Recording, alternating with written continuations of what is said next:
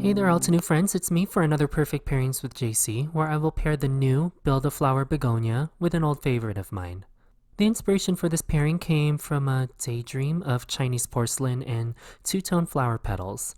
I also wanted to show you all two ways to fake no outline coloring by adding in your own pencil details. No outline images give the illusion that you free-handed the image yourself without the help of a beautifully illustrated stamp. And so you'll see that this bouquet contains no black inks. Before I continue, make sure you subscribe and don't forget to give this video a thumbs up and share it with your Altenew friends. This pairing features the Build-A-Flower subscription service, which gives you access to monthly layering flower releases at a discounted price and guarantees your spot for their future releases. The Build-A-Flower Begonia and this old favorite of mine called Dahlia Blossoms from Altenew are two floral stamp sets that I feel illustrate no black outline coloring and will help my Chinese porcelain and duo-tone petals come to life. So grab your favorite Altenew crisp dye inks and colored pencils and let's get started. First, I'm going to layer and stamp the flower images from both Build-A-Flower Begonia and Dahlia Blossoms, but there is going to be a slight twist in how I ink these flowers. I'm starting with the outline layer and rose quartz from the Rose Petal family of inks, and I'll stamp that as you normally would. Then I'll align the solid base layer on my outline image and grab Sunray ink from the Golden Sunset family, as well as this foam ink blending tool. I'm going to apply a slight amount of ink to the center of this solid stamp and diffuse the ink by dabbing the stamp with my ink blending sponge to give me a halo of yellow ink and also decrease the intensity of the color. Alternatively, if you don't have a blending sponge, you can fully ink the image, stamp the image on a scrap piece of paper, and then stamp the second generation ink onto your outline flower to help take the intensity away from the ink. I'll do the same inking and dabbing and stamping for the most detail layer in Sunray. You may need to repeat the dabbing and inking on the detail layer to get a saturation you can see, but one that does not fully color the paper. All I am looking for is an indication of a shadow on this flower. So you'll see my end result does not have a lot of contrast, and that's exactly what I'm looking for, and you'll see why that's important in a few moments. But for now, I'll use the same technique for the begonia leaves. I'm using the Sweet Dreams family of inks and stamping the outline and solid image in dewdrops, and diffuse the most detailed layer with Aqualicious and a foam ink blending tool. Don't forget you can use second generation stamping as well to achieve the same outcome. Now for Dahlia Blossom, guess what? It's the same thing for the most part. The outline image is stamped in rose quartz, followed by the detail layer stamped in diffused rose quartz. But then the most solid layer is stamped in diffused sunray. This combination will help give me a very intense sunset gradient once the card project is done. I didn't show the leaf stamping for the Dahlia Blossoms because it is identical to the begonia leaves. Okay, so that's the first phase of this card project done. We won't use our crisp dye inks anymore for this project, so let's make room for some colored pencils. I'm using the colored pencils to help the illusion of freehand illustration and no outline coloring by adding in your own shadow details as well as other flower details. This is going to seem counterintuitive, but to help with no outline coloring, I'm going to add in a dark outline. The color choice I made is based off a begonia I saw online, but also I am looking for a warm red that mimics the warm orange yellow to create a sunset type duotone petal. The key is to apply light washes of colored pencil and to not immediately go so intensely right away. I am diffusing a magenta outline to a warm red to a yellow-orange pencil for that two-tone petal look.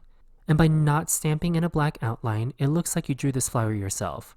It's okay if the saturation throughout these red-tipped petals varies, that's how they appear in nature anyway. However, if you feel like you've lost definition between petals, take your darkest shade that you used while coloring and define the boundary of a petal by applying the slightest outline. Now here's where the slight shadow layer that we stamped earlier will help to indicate where we should add contrast.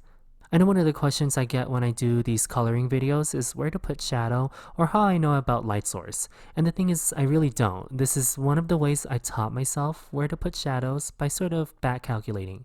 It's like knowing the answer to the math problem, starting with the question, and working your way towards the answer. So I'm applying a slightly darker orangey yellow to areas where I see the shadow stamped layer from earlier and diffusing the colored pencil. The solid base layer we stamped earlier with Sunray helps take a lot of the base coloring for us.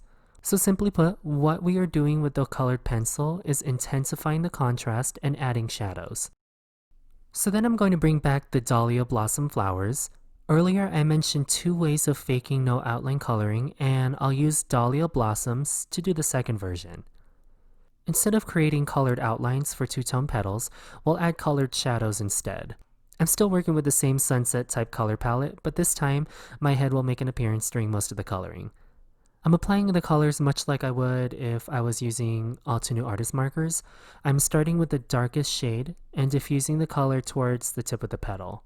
Then I'll blend that dark magenta out with a fuchsia, and then finally diffuse into the orange yellow and let that solid base layer we stamped earlier take care of the rest of the petal. Like the begonia flower, I'm using the stamped shadow layer to help tell me where I should apply colored pencil. Since the dahlia has many more petals than the begonia, I will need a sharpened pencil to help indicate boundaries between petals and give definition without the use of black outline ink. If this concept is new to you, one of the best things you can do is practice. Remember, these are light washes of pigment. Go slow and there is no need to rush through the coloring. Also, you don't need an expensive set of pencils, but I do recommend you go for quality rather than quantity. Or if you're much steadier than I am, you can use your Altenew artist markers like many of my favorite Altenew friends do. Okay, so here's the end result of the 2 flowers. The begonia has the dipped petals and the dahlia has the gradient shadows.